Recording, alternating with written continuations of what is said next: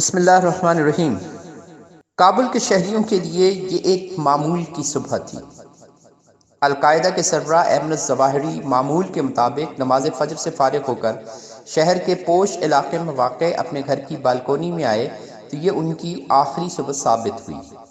امریکی CIA کے drone حملے نے ان کی زندگی کا خاتمہ کر دیا۔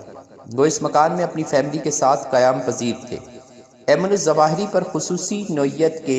ہیل فائر امریکی میزائل فائر کیے گئے، جس سے نہ تو گھر کو نقصان پہنچا اور نہ ہی ایمن الظواہری کی فیملی کا کوئی فرد زخمی ہوا، لیکن جدید ٹیکنالوجی کے میزائل میں لگے بلیڈز نے ایمن الظواہری کے ٹکڑے ٹکڑے کر دیے۔ اس طرح 9/11 کے 21 سال بعد ایمن الظواہری کی تلاش کا امریکی مشن مکمل ہوا۔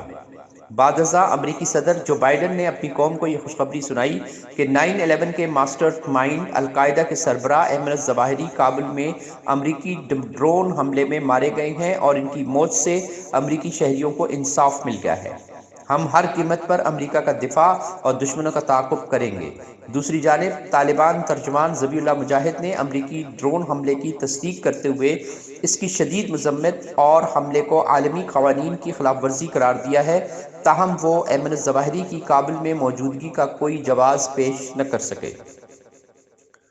73 سالہ ایمن الظواہری کا تعلق مصر سے تھا اور وہ پیشے کے لحاظ سے ایک سرجن اور اسامہ بن لادن کے ذاتی معالج بھی تھے۔ افغانستان پر روسی یلغار کے نتیجے میں ہونے والے جہاد کے دوران اسامہ بن لادن نے ایمن الظواہری کے ساتھ مل کر القاعدہ کی بنیاد رکھی، جو بعد ازاں دنیا کی سب سے بڑی دہشت گرد تنظیم بن گئی۔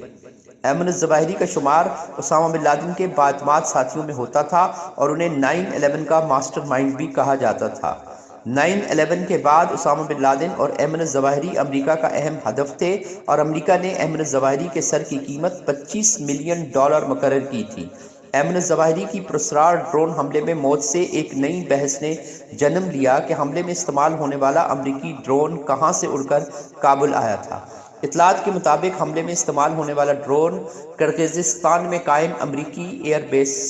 گانچی سے اڑ کر آیا تھا، مگر PTI کے سوشل میڈیا ٹرولرز نے اس ڈرون حملے کو اپنے گھناؤنے سیاسی مقاصد کے لیے استعمال کیا۔ یہ پروپیگنڈا چونکہ جھوٹا تھا، جس کی جلد قلعی کھل گئی۔ ایمن الظواہری کی کابل میں موجودگی اور ڈرون حملے میں قتل نے طالبان حکومت کے لیے نئی مشکلات پیدا کر دی ہیں، کیونکہ امریکہ اور طالبان کے درمیان قطر معاہدے میں یہ طے پایا تھا کہ طالبان افغانستان میں دہشت گردوں اور ان کے سہولت کاروں کو پناہ نہیں دیں گے، مگر ایمن الظواہری کی فیملی کے ہمراہ کابل میں موجودگی معاہدے کی خلاف ورزی تصور کی جا رہی ہے اور تاثر ابھرا ہے کہ ایمن الظواہری اور ان کی فیملی طالبان کے خصوصی مہمان تھے اور کابل کے پوش علاقے میں طالبان نے انہیں گھر فراہم کیا تھا۔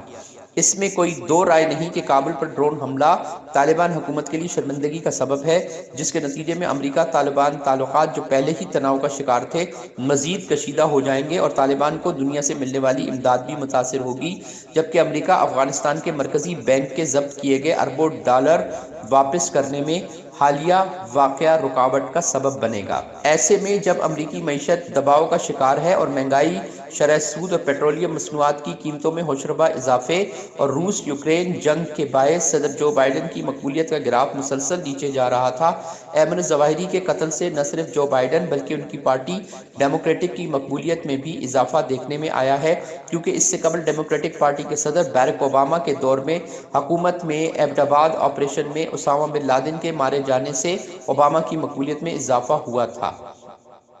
حالیہ واقعہ طالبان کے لیے بھی یقیناً شرمندگی کا باعث ہے۔ وہ ایمن الظواہری کی کابل میں موجودگی کی عالمی سطح پر کس طرح وضاحت پیش کریں گے۔ سوال یہ بھی پیدا ہوتا ہے کہ امریکہ اگر اپنے دفاع میں کسی بھی آزاد ملک پر اس جواز کے ساتھ حملہ کر سکتا ہے کہ وہاں موجود دہشت گرد امریکی سلامتی کے لیے خطرہ ہیں، تو امن و امان کی ضمانت کیسے دی جا سکتی ہے؟ بلکہ اس سے دنیا مزید غیر مستحکم ہوگی اور امریکہ سمیت دیگر بڑے اور طاقتور ممالک عالمی قوانین کی پابندی کر کے ہی کرۂ ارض پر امن کی ضمانت دے سکتے ہیں۔ امریکہ کو چاہیے کہ وہ ایسی کارروائیوں سے گریز کرے جس سے امن کو خطرات لاحق ہو سکتے ہیں اور دنیا مزید غیر محفوظ ہو سکتی ہے۔